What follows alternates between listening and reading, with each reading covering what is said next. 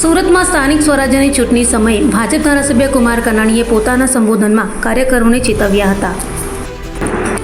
સુરતમાં ભાજપના વરાછાના ધારાસભ્ય કુમાર કાનાણીએ ભાજપ કાર્યકરને ચેતવ્યા હતા અને કહ્યું હતું કે લોકોને સાચી વાત સમજાવવામાં ભાજપના કાર્યકર્તા કાચા પડ્યા છે. વોર્ડ નંબર 4ની મધ્યસ્થ કાર્યાલય ખાતે ધારાસભ્ય કુમાર કાનાણીએ કાર્યકર્તાઓને સંબોધન કર્યું હતું અને કહ્યું હતું કે રાઇટ ટુ એજ્યુકેશનમાં લાખો વિદ્યાર્થી પ્રાઇવેટ શાળામાં ફ્રીમાં ભણે છે. આ વાત આપણે લોકો સુધી મૂકી ન શક્યા. આપણે કાચા પડ્યા છે. આપણે લોકોના આરોગ્ય માટે પણ પૈસા નથી લેતા. આ ફાળાએ લોકોને ક્યારે એવું નથી કહ્યું કે પ્રાઇવેટ હોસ્પિટલમાં દાખલ થજો, તેમને સારવાર મફત મળશે. એ લોકોને ગેરમાર્ગે દોરવામાં સફળ થયા અને આપણે લોકોને સમજાવવામાં અસફળ થયા છે. 5 વર્ષ સુધી રેશનિંગ કૌભાંડ, બાંધકામ કૌભાંડ કરનારા આપ્યાઓ ચૂંટણી આવતા જ હવે સુંદરકાંડ કરે છે. આ વાત લોકોને આપણે કહેવી પડશે.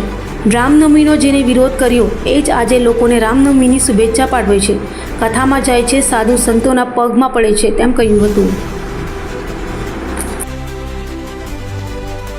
ચૂંટણી આવી રહી છે, પ્રચાર શરૂ થયો છે, એટલા માટે વિપક્ષોને ખાસ કરીને જે રીતે જૂઠાણું ચલાવે છે, જે ખોટું બોલે છે અને ખોટું બોલીને જૂઠાણું ફેલાવીને લોકોને ગેરમાર્ગે દોરવાનો જે પ્રયાસો થાય છે એની સામે આપણે સજાગ રહેવું જોઈએ. લોકો સુધી સાચી વાત પહોંચે, લોકોને સાચી વાતની સમજણ પડે અને લોકો ગેરમાર્ગે ન દોરાય. એટલા માટે સરકારની જે યોજનાઓ છે, સરકારની જે વિકાસની વાતો છે એ આપણે લોકો સુધી પહોંચાડવામાં કાચા ન પડીએ અને સફળ થઈએ અને લોકોમાં આપણી વાત સાચી પહોંચે એના માટેના પ્રયાસો કરવા માટે અને મહેનત કરવા માટે મેં કાર્યકર્તાઓને અપીલ કરી છે. અત્યાર સુધી કાર્યકરો અપીલ ન કરી 5 વર્ષ સુધી?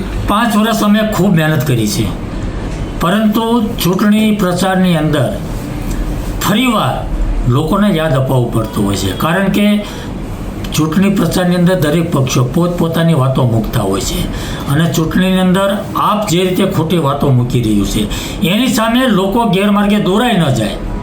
એટલા માટે ફરીવાર આપણે લોકોને સાચી વાત સમજાવવી પડશે, વિકાસની વાત કરવી પડશે, યોજનાઓની વાત કરવી પડશે, જેનાથી લોકો ગેરમાર્ગે ન દોરાય. અને એટલા માટે ચૂંટણી પ્રચારની અંદર હકીકતમાં આપણે સાચી વાત મૂકીને લોકો ખોટી વાતોમાં ન આવી જાય. ચૂંટણી પ્રચાર બધા જ પક્ષો કરતા હોય છે, પણ કોઈના ખોટી વાતમાં દોરવાઈ ન જાય, કોઈની ખોટી વાતમાં આવી ન જાય. એટલા માટે આપણે સાચી વાત લોકો સુધી પહોંચાડવી જોઈએ, એના માટે મહેનત કરવી પડશે. સુંદરકાંડ અને હપ્તાની વાતો કરી છે.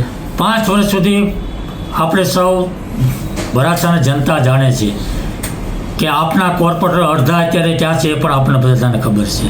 અને જે લોકો આપના કોર્પોરેટર હતા એણે કેટલા ભ્રષ્ટાચાર કર્યા છે.